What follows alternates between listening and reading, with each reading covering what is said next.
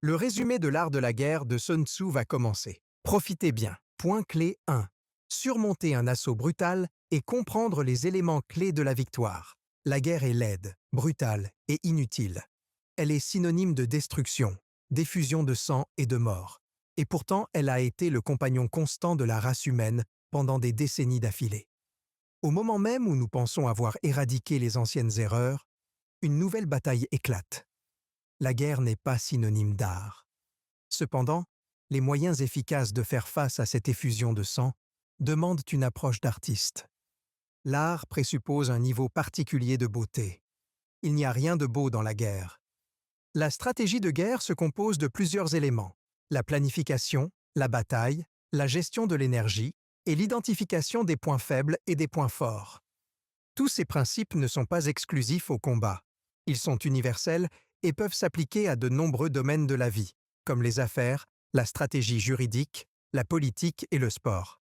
Les bonnes tactiques de guerre reposent sur la ruse et la tromperie. Être plus intelligent que votre ennemi doit être votre priorité numéro 1. Prévoir ses mouvements et les contrer le plus efficacement possible est le moyen le plus sûr de remporter une bataille. Pour y parvenir, vous devez comprendre les éléments critiques de la victoire. Parmi ceux-ci, on retrouve une bonne planification, qui consiste à évaluer les facteurs fondamentaux qui définissent l'issue d'un engagement militaire. Un autre élément à comprendre est l'économie de guerre. La guerre nécessite d'énormes ressources, et il est essentiel de savoir où les trouver et comment les utiliser efficacement. Il faut également apprendre à utiliser de nombreuses compétences, comme la créativité et un bon sens du timing. Sun Tzu a introduit ces principes il y a plus de 2500 ans. Cependant, vous verrez qu'ils sont toujours très applicables à la vie moderne, à la guerre et à d'autres aspects de notre vie. Point clé 2. Élaborer des plans et lancer une bataille. La guerre est une chose très sérieuse. Vous ne pouvez négliger aucun élément susceptible d'avoir une influence sur l'issue de la bataille. Pendant la planification, vous devez tenir compte de 5 facteurs essentiels. 1. La loi morale. 2. Le ciel. 3. La terre. 4. Le commandant. 5. La méthode et la discipline. La loi morale détermine le dévouement des guerriers à leur chef. Elle signifie leur alignement sur les croyances qui les mènent au combat. La loi morale pousse le guerrier à affronter n'importe quel danger, sans se soucier de sa sécurité, car il croit en ce pourquoi il se bat. Le ciel traite des conditions extérieures que les humains ne peuvent ni contrôler ni modifier, comme les conditions météorologiques et les saisons. La Terre représente les distances de toutes sortes. Elle concerne également les dangers potentiels et la sécurité, y compris les risques de mort. Le commandant symbolise la force et la sagesse. Cet élément apporte courage et sincérité. La méthode et la discipline définissent diverses questions logistiques, comme l'approvisionnement en armes et autres ressources. Elles traitent également des grades et des subdivisions. Ces facteurs sont essentiels pour gagner une bataille. La tromperie est l'un des ingrédients les plus importants de la victoire. Pour gagner une guerre, vous devez convaincre votre adversaire que vous allez la perdre. Quand vous êtes prêt à vous battre, votre ennemi doit penser que vous êtes désespérément mal préparé.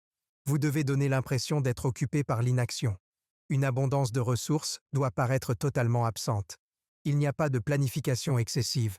Vous devez prévoir tous les résultats possibles. C'est en étant plus intelligent que son ennemi que l'on remporte la victoire. Gardez à l'esprit les ressources dont vous disposez. Elles ne sont pas illimitées. Plus la guerre dure, plus les ressources deviennent rares. Utilisez également les ressources, le butin et les trouvailles de votre ennemi pour compléter vos réserves. Rappelez-vous que personne ne tire profit d'une bataille prolongée. Adoptez une stratégie pour atteindre un niveau d'efficacité maximale en un minimum de temps. Votre peuple a besoin d'être motivé pour se battre. Alors récompensez vos guerriers pour leurs exploits et offrez des preuves de reconnaissance à ceux qui se sont bien comportés. Ils doivent savoir que leur combat ne sera pas vain et que les gains qu'ils obtiendront vaudront toutes les effusions de sang et tous les dangers qu'ils affronteront. Point clé 3. Stratégie, tactique et position militaire. La guerre entraîne inévitablement des destructions, mais un commandant avisé fera de son mieux pour les minimiser. Capturer un pays est bien plus préférable que de le laisser en ruine. Il en va de même pour l'armée rivale et les autres ressources. C'est pourquoi la stratégie principale consiste à briser la résistance sans combattre. Détruire l'esprit de l'ennemi et sa volonté d'aller au combat est plus compliqué qu'une attaque de front. Cela nécessite une préparation minutieuse qui découragera quiconque de s'opposer à vos forces. Une armée à l'esprit inébranlable ne perd jamais. Une petite force ne peut pas battre une plus grande, mais vous pouvez attaquer si vos ressources sont supérieures à celles de l'ennemi. Si vous n'avez pas les moyens de gagner, il est sage de faire marche arrière et de trouver une meilleure solution. Un commandant peut conduire son peuple à la défaite de 3 façons. 1. En ordonnant à son armée d'avancer ou de reculer, tout en sachant qu'elle ne peut pas obéir. 2. En ne tenant pas compte des conditions dans lesquelles son peuple opère. 3. En choisissant ses soldats avec négligence. Ces actions nuiront à la relation entre le commandant et l'armée. Les soldats commenceront à se méfier de la personne à leur tête et à remettre en question son autorité.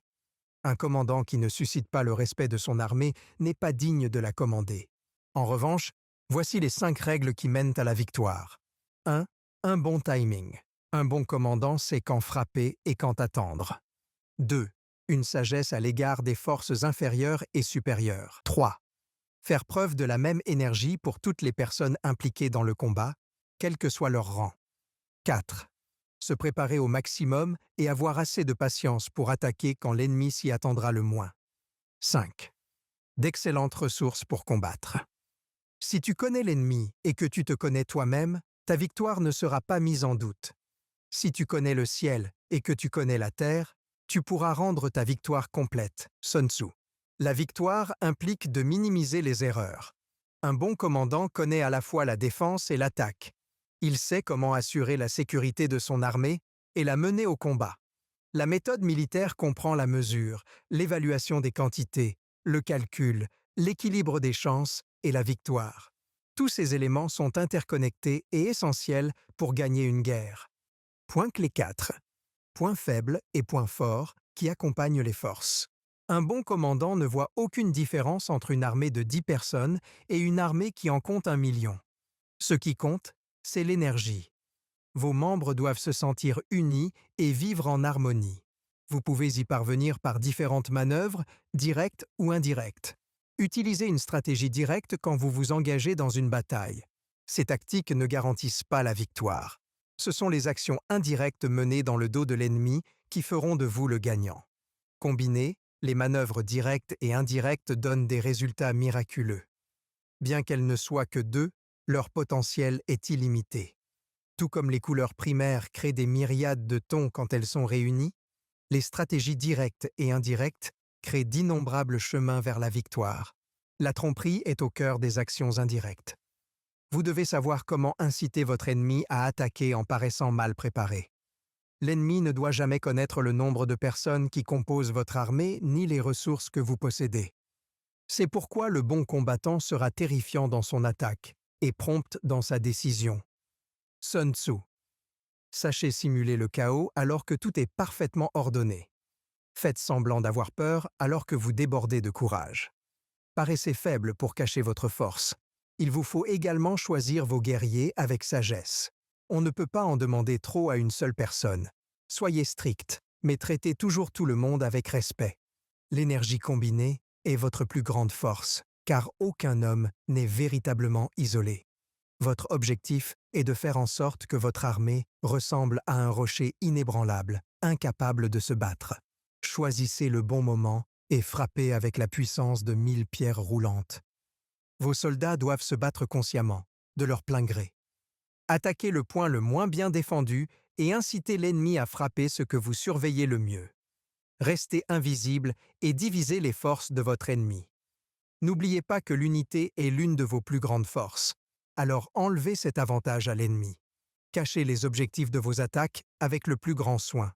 L'ennemi ne doit jamais s'attendre à vous voir. Appliquez l'inverse à votre rival.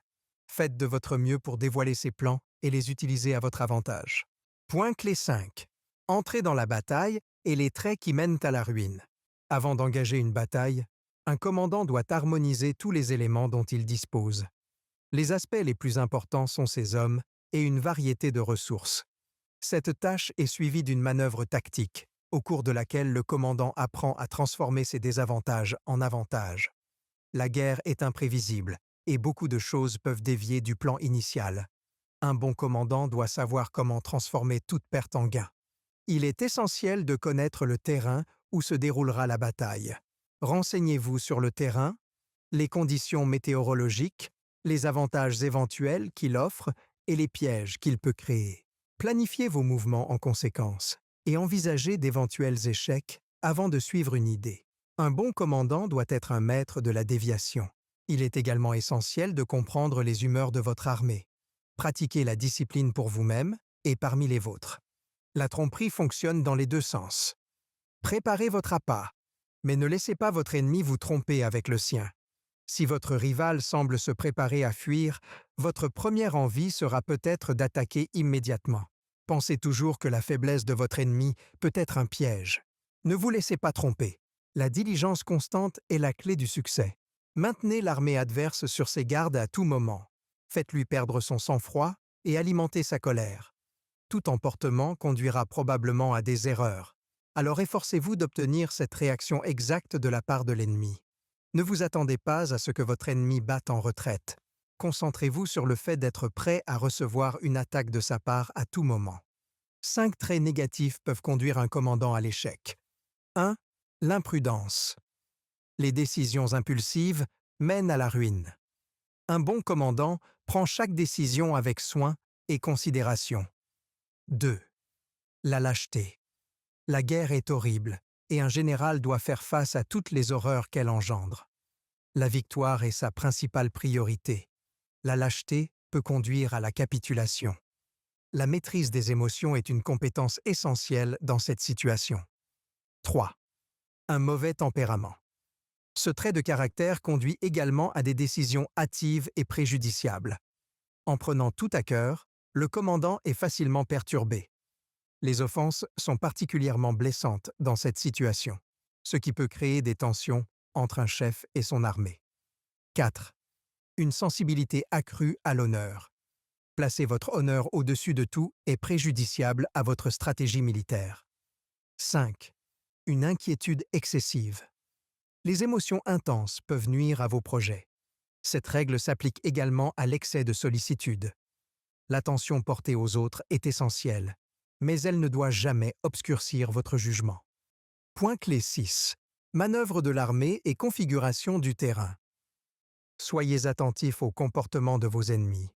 Envisagez leur humeur par rapport au positionnement qu'ils ont sur le terrain. Ils se sentent probablement à l'aise s'ils restent tranquilles et s'attendent à votre attaque. Au contraire, ils veulent sûrement changer de position s'ils se sentent agités et tentent de vous provoquer. Le fait que votre ennemi soit calme et préparé n'est pas un bon signe. Cela signifie qu'il vous attaquera. En revanche, des paroles violentes et des mouvements rapides cachent le chaos et la peur. C'est une bonne chose pour vous, car cela indique une probable retraite de leur part. Quand il s'agit des suggestions pour les traités de paix, pensez aux pièges possibles. Personne ne veut se rendre par simple gentillesse. Un bon commandant cherche assidûment tous les signes de ruse quand on lui propose un arrangement.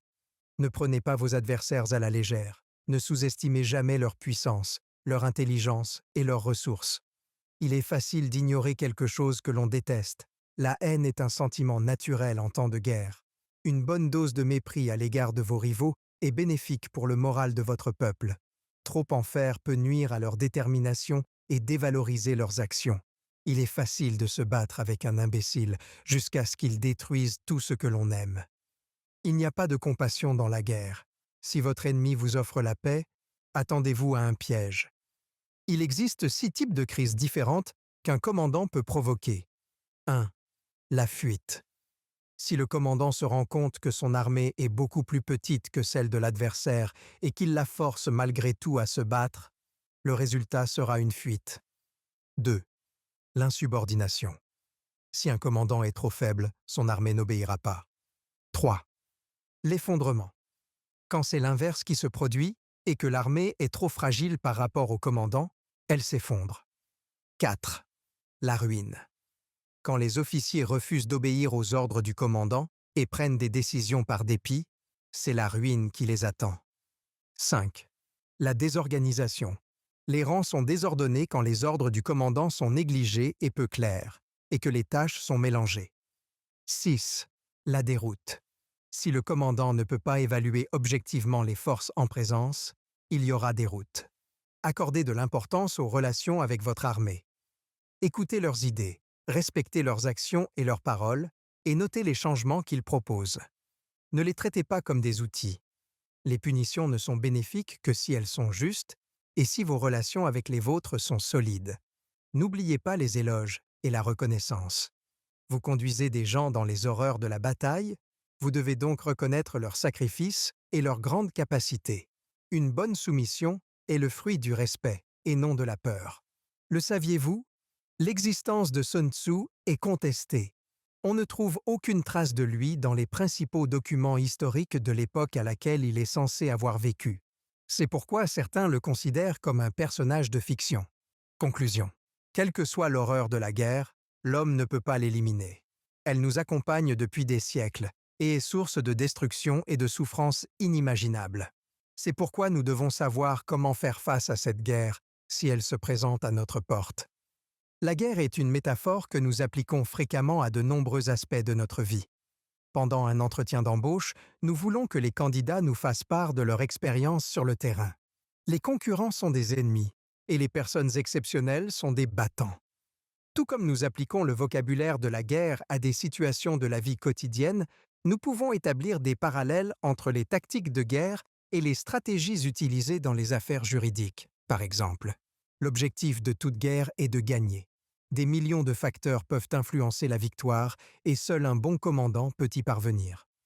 Les tactiques de guerre reposent sur de nombreuses règles. Par exemple, les attaques brutales sont loin d'être aussi efficaces que de briser l'esprit de l'ennemi et de le forcer à se rendre. La tromperie est une stratégie essentielle en temps de guerre. Si vous ne trompez pas, vous êtes trompé. La confidentialité doit être du plus haut niveau. Votre rival ne doit jamais connaître vos véritables intentions et objectifs. Vous devez paraître faible, épuisé et sans ressources, alors qu'en réalité, vous êtes prêt à frapper et à gagner à tout moment. Chérissez les vôtres et créez une bonne relation avec eux. Reconnaissez leurs réalisations. Encouragez-les à se dépasser et ne leur en demandez pas trop. N'oubliez pas que le respect est le fondement d'une bonne relation. Essayez ce qui suit. Y a-t-il une question qui vous préoccupe actuellement? Vous êtes peut-être avocat et vous devez gagner une affaire compliquée. Essayez d'appliquer certaines des tactiques de guerre évoquées ci-dessus et voyez si vos efforts aboutissent. Résumé fini. Prenez le temps de l'évaluer afin que nous puissions vous aider à vous développer de la meilleure façon possible.